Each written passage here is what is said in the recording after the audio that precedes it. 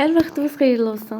Gəlin sizinlə birlikdə Gürcü mətbəxinin ən gözəl təamlarından biri olan çoxofbil yeməyini birlikdə hazırlayaq.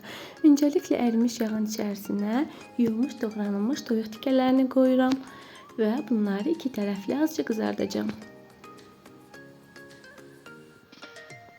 Kənarda soğanı doğrayıram. Qeyd edim ki, ərzaqların hər birini videonun altında yerləşdirəcəm. Toyuq qızardı və toyuqları bir-bir ayrıca qaba əlavə edirik. Eyni qabda soğanları qızardacağıq. Soğanları əlavə edirəm.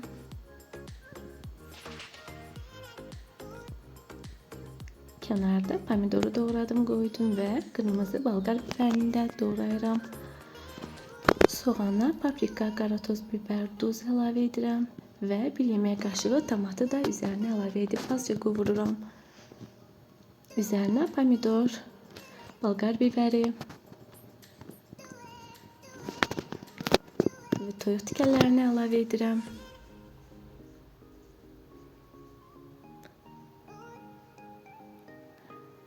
Xumelo sunyeli ədvasını da əlavə edirəm və üzəri bağlı bişirirəm.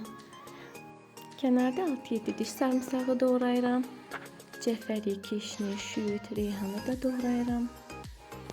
Və yeməyin biraz yağa düşdüyünə görə üzərinə doğranmış sarımsaqları, göyərtini əlavə edirəm.